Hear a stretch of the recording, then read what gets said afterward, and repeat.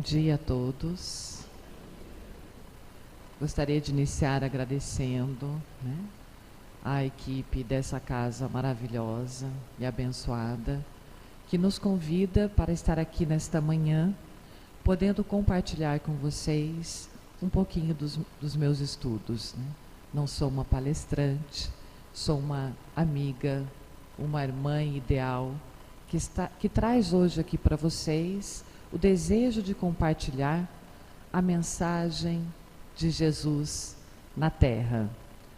Como nós estamos nos aproximando da comemoração do nascimento do nosso Mestre, nada mais justo, mais correto e mais pleno do que meditarmos a respeito do que foi a sua mensagem, do que é a sua mensagem, do que ela representa para nós no nosso dia a dia.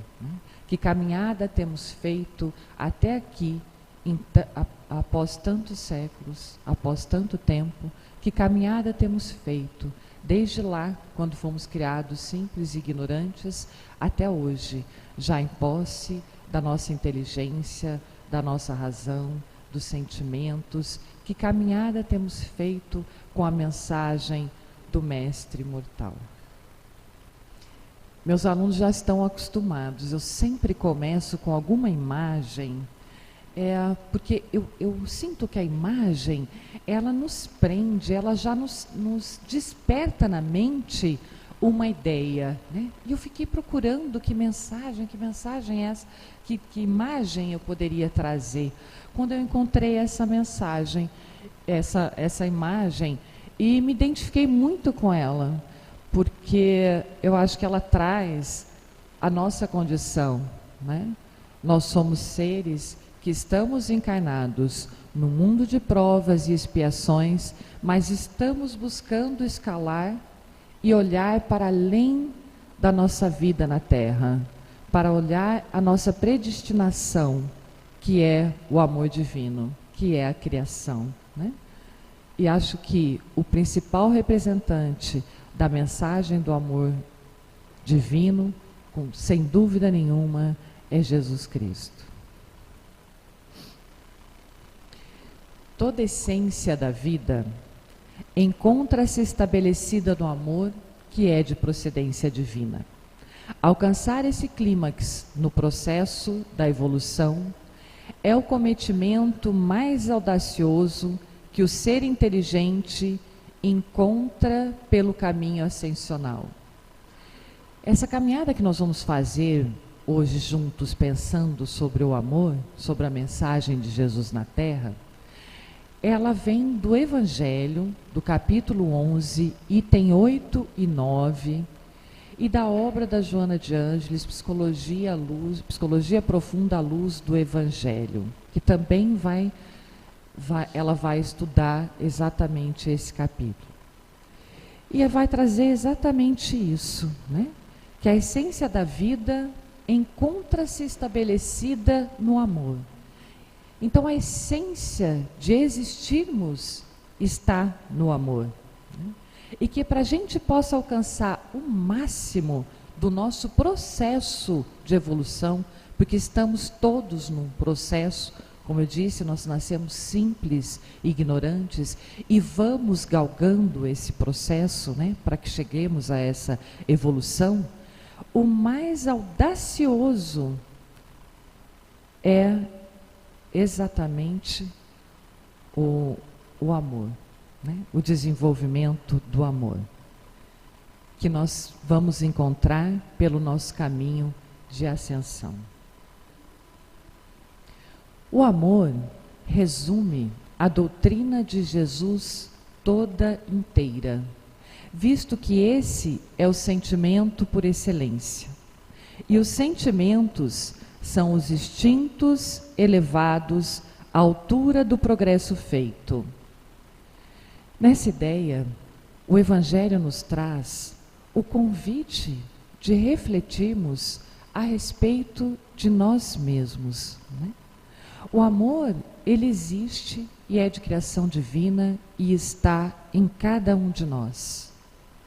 mas ele vai se transformar e se manifestar através dos nossos instintos, dos nossos sentimentos, a partir do progresso que temos realizado.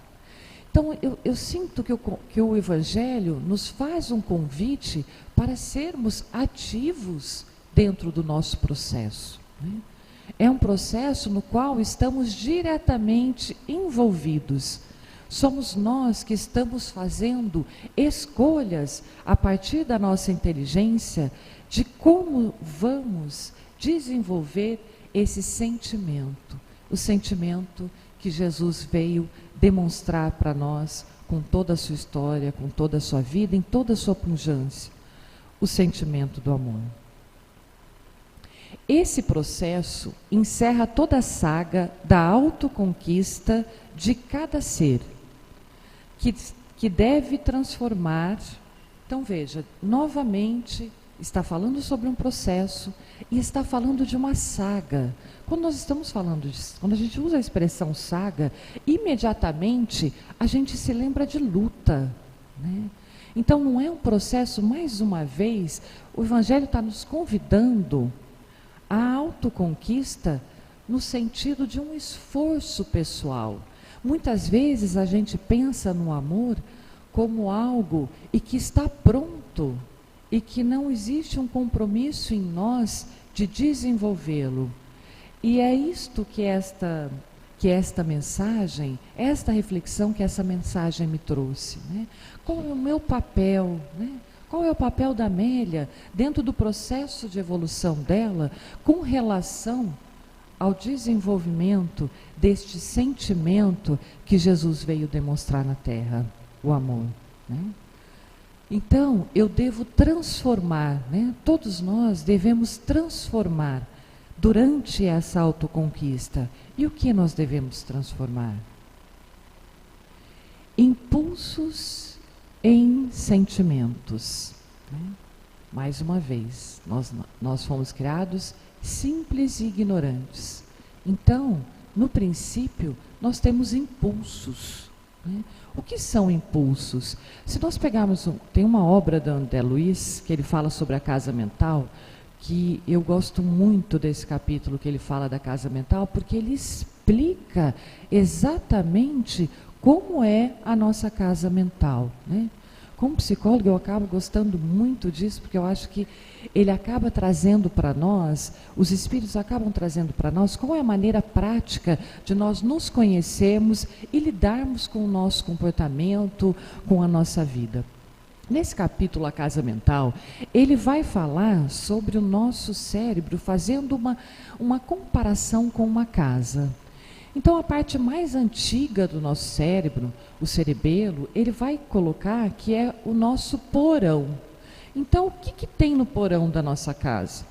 Geralmente tem coisas que a gente tem lá desde que foi morar, né, nessa casa. Tem o cortador de grama, tem todas as coisas que a gente raramente usa, mas que estão guardadas no porão e a gente tem muitas vezes dificuldade de se desligar. Às vezes a gente nem lembra do que tem lá, mas deixa lá naquele porão, né?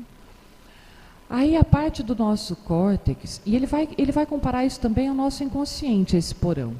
A parte do nosso córtex, ele vai chamar do que ele compara ao consciente, é o andar da nossa casa, onde a gente está o tempo todo, né? Onde tem a cozinha, a sala, os quartos, o banheiro, então a gente se alimenta ali, a gente troca ideia com a nossa família ali, a gente convive, a gente compartilha tudo ali, né?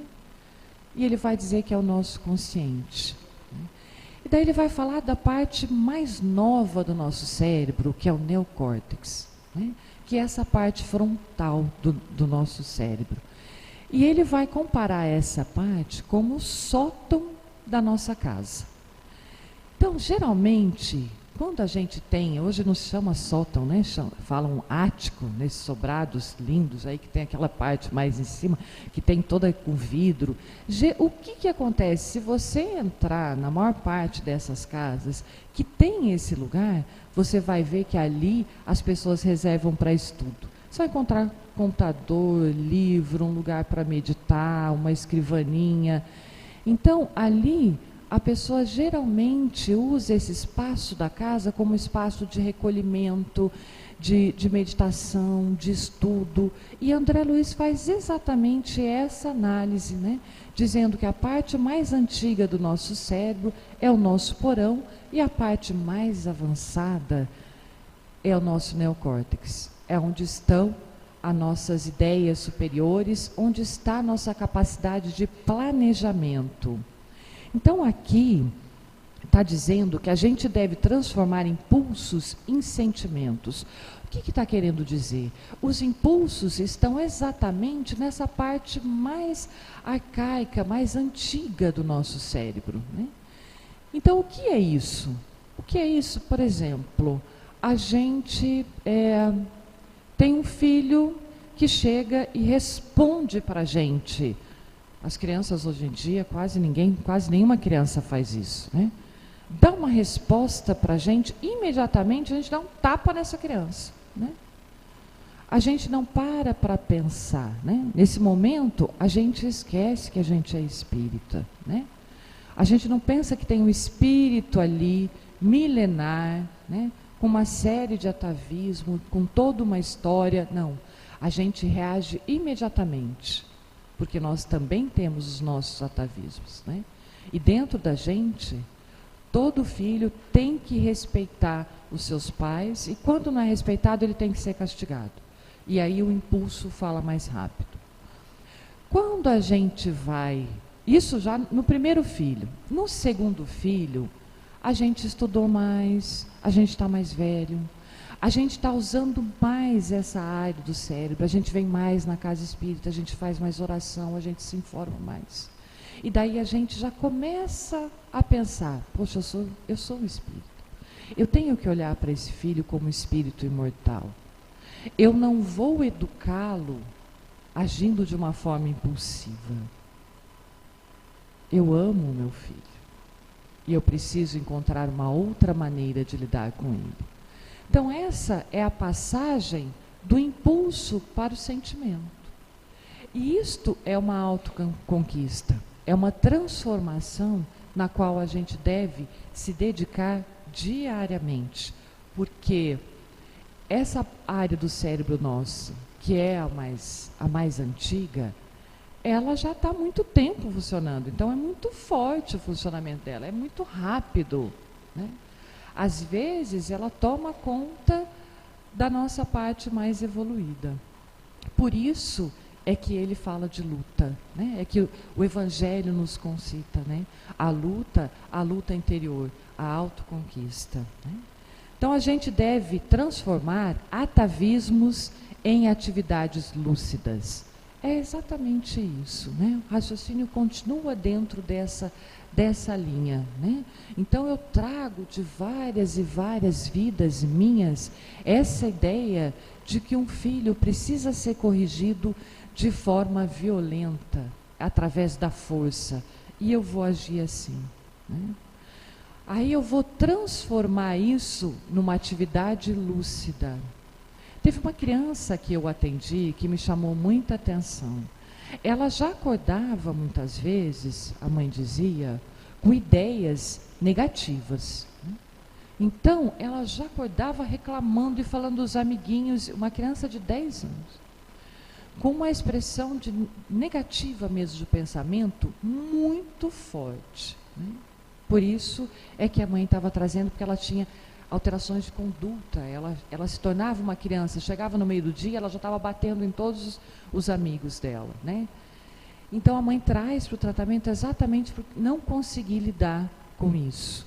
E eu começo a conversar com essa criança, considerando todo o meu conhecimento como psicóloga, mas considerando o meu conhecimento que essa doutrina maravilhosa nos traz, de que existia um espírito milenar ali, que estava trazendo um atavismo, um condicionamento. Tantas experiências negativas fizeram com que esse espírito internalizasse essa negatividade. Precisava do que então essa criança? De uma atividade lúcida, de um convite à reformulação da sua forma de pensamento. Daí eu conversei com a mãe a respeito e fui ajudando ela para que ela fizesse esse movimento com a criança, de que quando a criança acordasse com aquilo, que ela levasse para a criança as coisas boas que estavam à volta. E, gente, isso não acontece só com uma criança, acontece com todos nós, né? Graças a Deus e a esse processo evolutivo que estamos inseridos, hoje somos muito melhores do que fomos há tempos atrás, do que fomos em vidas passadas, né? Então, trazemos muito da negatividade, dos sofrimentos que vivemos, das coisas que passamos, das traições que vivemos em outras vidas, e trazemos para hoje, somos herdeiros de nós mesmos. Então, moldamos a partir do nosso perispírito, nós moldamos o nosso novo corpo. E no nosso cérebro, nosso cérebro mais antigo, fica registrado todas essas experiências. Então, o desafio é grande, né? Para que possamos utilizar essa parte do cérebro mais nova, o nosso lobo frontal, e assim trazer atividades lúdicas para os nossos desafios, lúcidas para os nossos desafios diários, né? Heranças dominadoras em aquisições plenas, né? Dentro deste mesmo raciocínio, né? Então nós vamos herdando, né, comportamentos que nos dominam, ideias que nos dominam, né? E nós precisamos transformar isso em aquisições mentais, né, plenas, né? Nós precisamos poder olhar para o outro e pensar isto: este outro tem uma trajetória milenar, este outro também tem a sua história, como eu posso ouvi-lo? Isso é uma grande aquisição, né?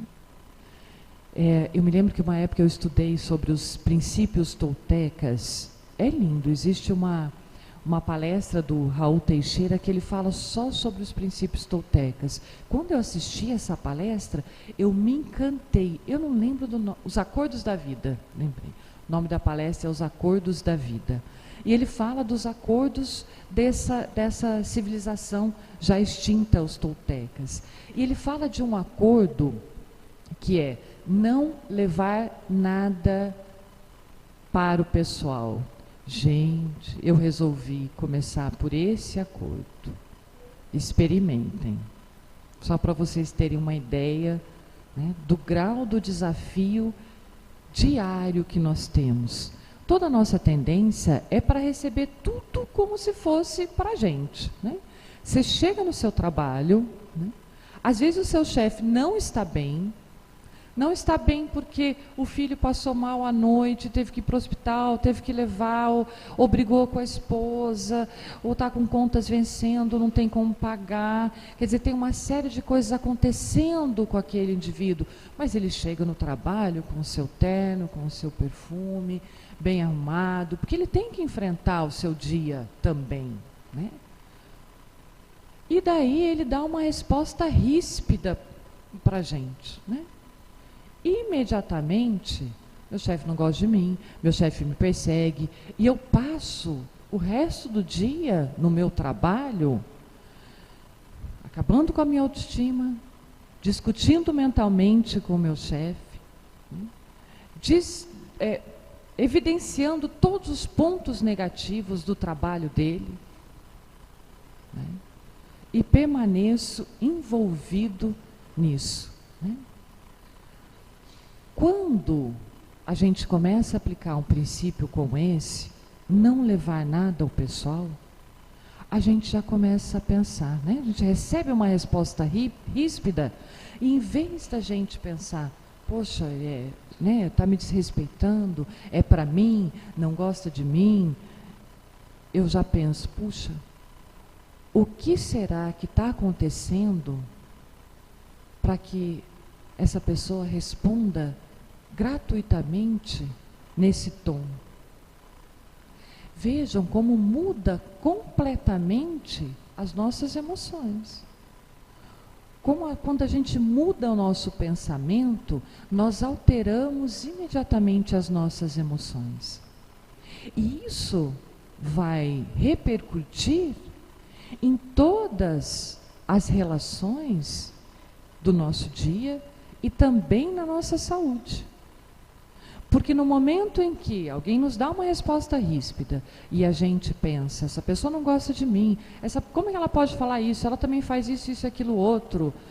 Aí vem me atacar gratuitamente. Nesse momento eu estou produzindo hormônios que atacam o meu organismo, que envenenam o meu organismo. E daí lá para frente eu vou ter diabetes, eu vou ter artrite reumatoide, eu vou ter gastrite, né? Eu vou ter uma série de comprometimentos orgânicos. Quando eu recebo uma resposta ríspida e penso, eu vou tentar aplicar o princípio Tolteca, eu não vou levar o pessoal. Eu vou pensar, o que será que está acontecendo com esse indivíduo?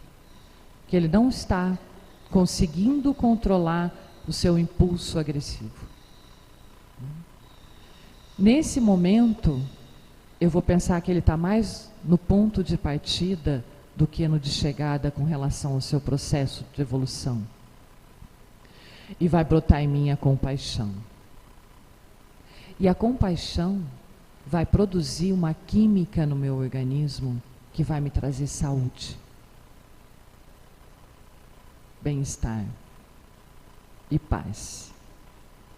E isso é uma aquisição plena, de que nos fala aqui o texto. Instintos arraigados em emoções harmônicas, dentro do mesmo raciocínio. Eu acho que eles vão falando assim para que a gente possa, se olhar mesmo, produzir um autoconhecimento. E isso não é negativo. A gente ter instintos é de Deus, é da criação. Nós precisamos dos instintos. Eles que no princípio foram dirigindo as nossas ações. Só que nós nos desenvolvemos. E esses instintos, eles estão ligados à sobrevivência. Se não existisse ele, nós atravessaríamos as ruas sem olhar. É o nosso instinto de sobrevivência que faz a gente parar, que faz a gente ter cuidado. Então os instintos, eles são necessários, mas eles precisam ser transmutados. Eles precisam ocupar o espaço na nossa vida que lhes cabe. Porque nós precisamos desenvolver emoções harmônicas. Nós temos que transformar a raiva numa energia de força para remover os obstáculos e não para agredir o outro.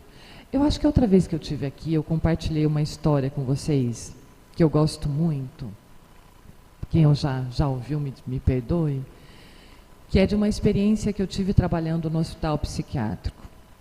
A gente tinha um grande privilégio numa época em Curitiba, que o nosso hospital espírita de lá, ele tinha bosques dentro dele, uma mata linda. E eu pegava os pacientes e falava, gente, peguem os bancos e vamos para a clareira do bosque. E eu fazia grupos com os pacientes nessa clareira. E às vezes até tinha um macaquinho que ia participar lá, era uma coisa muito especial. Um dia eu estou fazendo grupo com os pacientes e chega um paciente muito alterado. Muito alterado. E eu senti que se ele ficasse no grupo, a desarmonia ia ser total. E eu sempre trabalhei com a total fé de que eu estava amplamente amparada por espíritos superiores no meu trabalho. Aí eu olhei para esse paciente e falei para ele, antes de você sentar no grupo, faça uma caminhada sozinho pela trilha do bosque e volte para o grupo. E esse paciente atendeu meu pedido e foi. Dali a pouco volta esse paciente, se senta, fica em silêncio, espera os colegas falarem. E na oportunidade que ele tem de usar a fala, ele pega a fala e diz: foi fundamental para mim fazer essa trilha antes de sentar no grupo.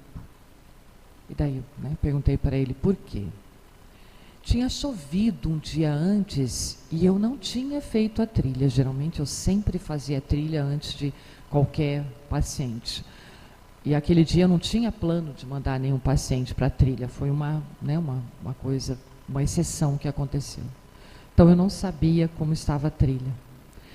Aí ele disse assim: eu saí daqui e comecei a caminhar, com toda a ira que eu estava sentindo. E fui caminhando. Dali a pouco eu cheguei no meio da trilha, um tronco no caminho. Eu fui lá, peguei aquilo lá, arrastei e joguei do lado e continuei caminhando. E dali a pouco tinha outro tronco na trilha. Eu agarrei o tronco e joguei do lado e continuei o caminho. E assim, tudo que foi aparecendo de galho, eu fui tirando do caminho. Mas aí, doutora, de repente, apareceu um tronco que eu não conseguiria tirar, que não tinha como eu tirar. Aí eu entendi que existem situações na vida em que nós não temos como remover e que nós precisamos sair do caminho que a gente obstinadamente muitas vezes está. Nós temos que achar caminhos para contornar esse obstáculo. E eu entendi que o maior obstáculo meu é a agressividade. E que eu preciso contornar. Esse paciente, nesse momento, ele estava tomando consciência exatamente disso. Que ele tinha um instinto arraigado. Ele usava a agressividade como forma de sobrevivência, de uma forma desequilibrada, de uma forma desarmônica. E ali ele toma consciência do trabalho que está por vir. Porque o trabalho não está pronto quando a gente toma consciência. Pelo contrário.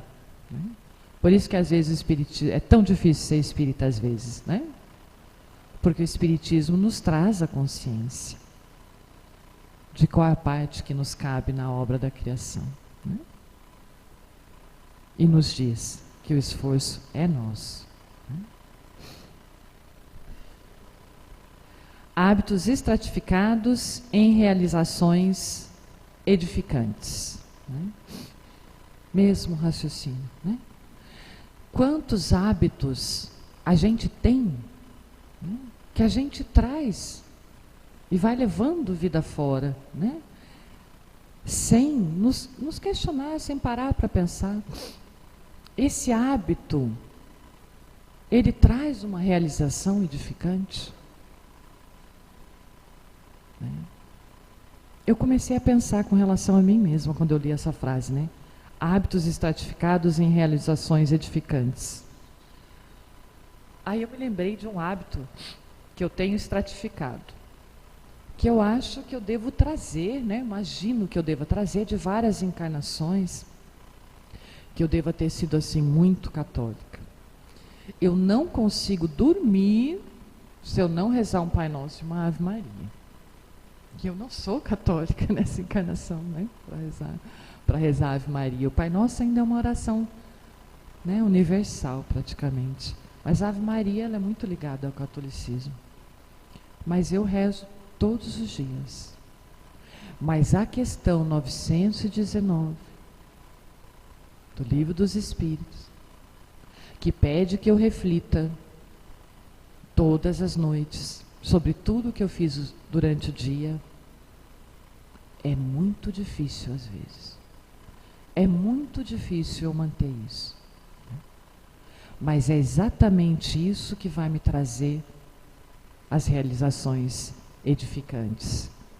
Então veja, às vezes são coisas aparentemente pequenas que a gente não para pensar nelas, né? A gente vai nos automatismos da vida. Mas o Espiritismo, que nos traz de volta a mensagem de Jesus de uma maneira lúcida, né? De uma maneira coerente, nos convida a buscar essas realizações edificantes. Tendências inferiores em aspirações elevadas, né? Então que possamos também, né, observar nossas tendências inferiores e buscar as aspirações elevadas. Esse é o salto direto, sabe, da parte mais antiga do nosso cérebro para a parte mais atual. É no lobo frontal, é no neocórtex que está, né, a nossa possibilidade de ter aspirações elevadas. Por isso nós temos que buscar ler, né? Nós temos que por isso que diz, né, que o Espiritismo diz: amai-vos e instruí-vos. Né? Nós temos que ler, nós temos que trocar ideia, nós temos que estar juntos, nós temos que estar em grupos de estudo, né, para que possamos alimentar essas aspirações elevadas. Temos que estar no serviço. O serviço nos lapida, né? Lapida nossa humildade, né? E nos mantém dentro dessas aspirações elevadas, né? Tudo isso só é possível sob o impulso do amor. Tal é o grande compromisso que deve ser atendido por todas as criaturas que anelam pela tranquilidade e pelo bem-estar legítimo.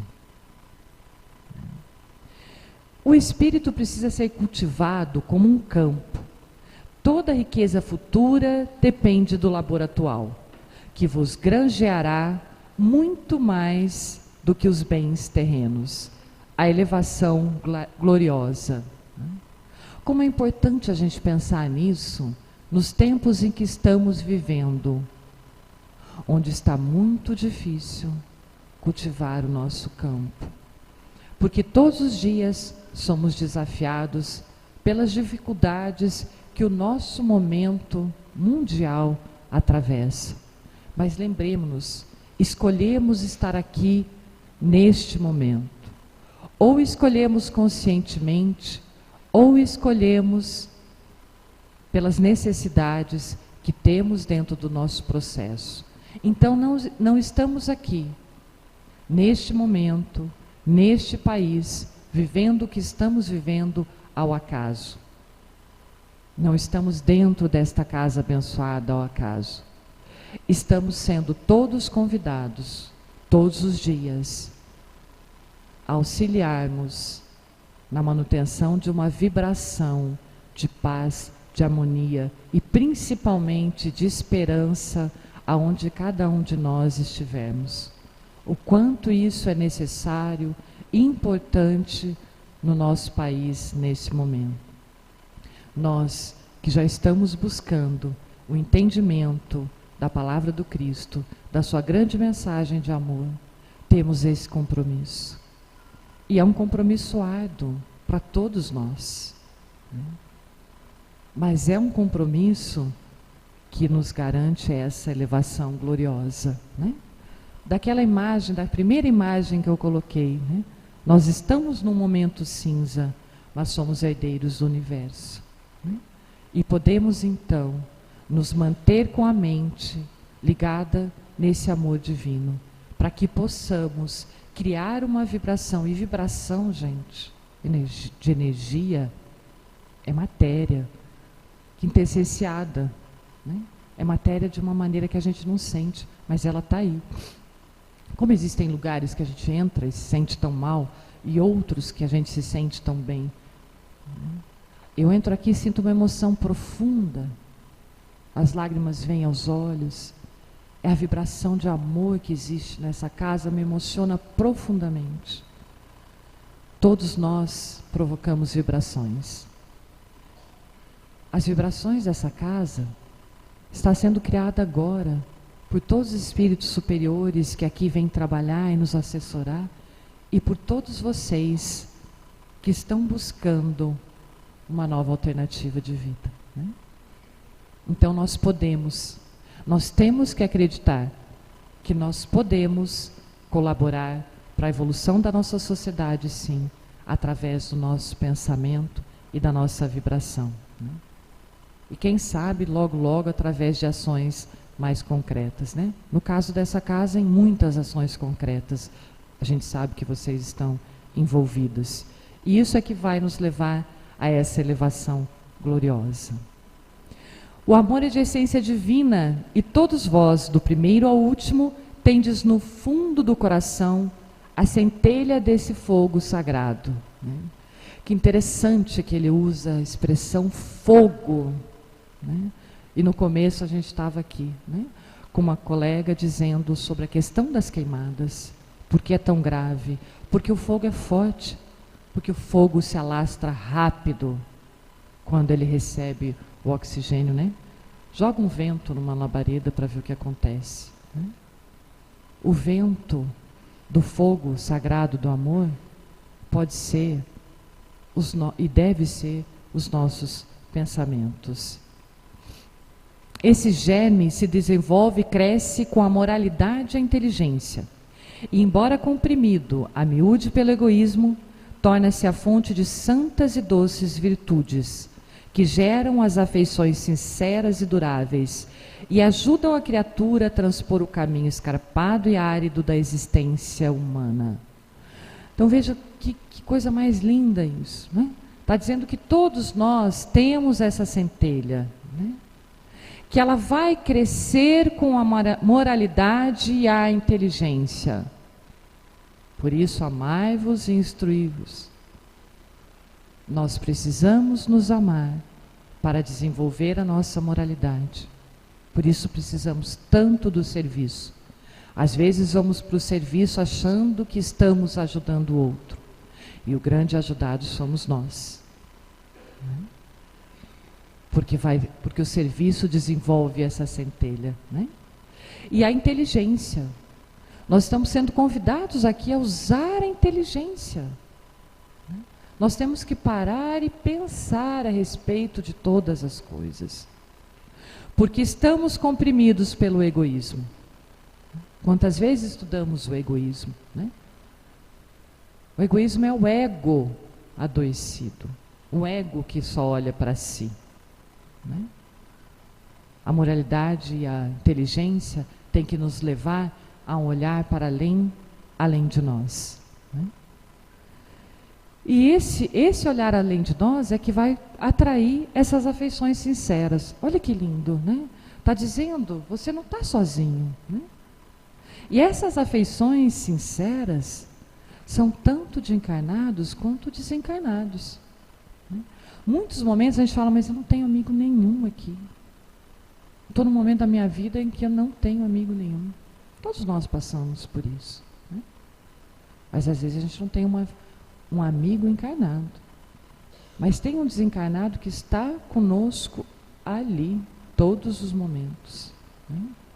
Eu já passei cada situação, trabalhei uma época com adolescentes infratores. Uma vez eu entrei numa sala que um adolescente com efeito no auge do efeito das drogas que tinha usado, foi jogado numa sala para não agredir ninguém.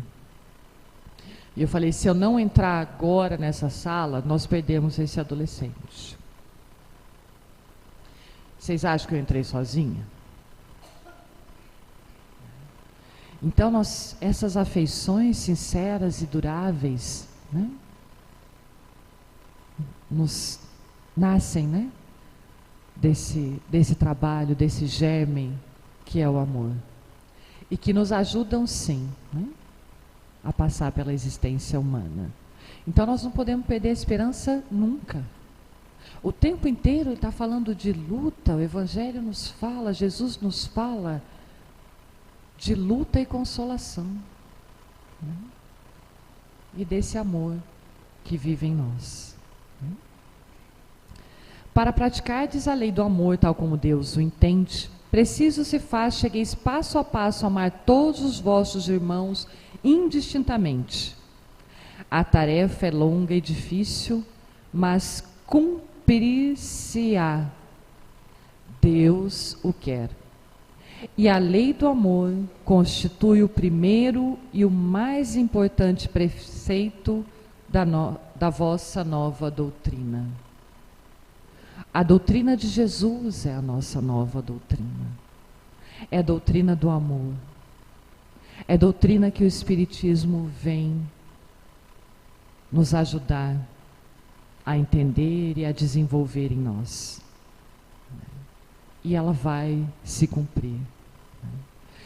Isso para mim dá uma esperança e uma força, né, de que estamos todos comprometidos com o mesmo processo, né? Podemos estar em níveis diferentes, em momentos diferentes. É uma tarefa longa e difícil, mas ela vai se cumprir. A lei do amor vai prevalecer entre nós. É uma lei. Aí vem e nos diz, para que tenhamos, né, a certeza absoluta de que isso vai acontecer, né? De que nos mundos superiores o amor recíproco é que harmoniza e dirige os espíritos adiantados que o habitam e o vosso planeta, destinado a realizar em breve sensível progresso. Verá seus habitantes, em virtude da transformação social por que passará, a praticar essa lei sublime. Estamos a caminho. Renovemos a nossa fé neste Natal. Façamos com que realmente a doutrina de Jesus renasça em nossos corações. Renasça todos os dias. O esforço, a luta, a dedicação para essa autoconquista, né? Porque é essa autoconquista que vai promover essa transformação, né? Amados irmãos, aproveitai dessas lições. É difícil praticá-las, porém, a alma colhe delas imenso bem. Crede-me, fazei o sublime esforço que vos peço. Amai-vos, e vereis a terra em breve transformada num paraíso onde as almas dos justos virão repousar.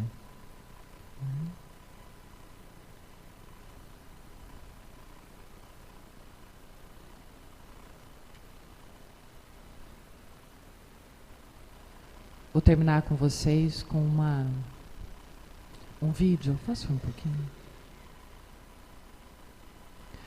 Um vídeo que eu acho que resume e nos mantém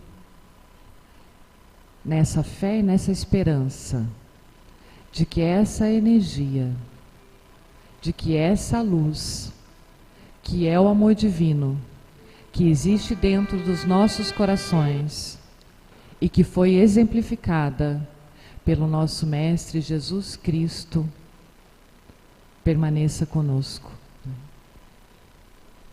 Muito obrigada.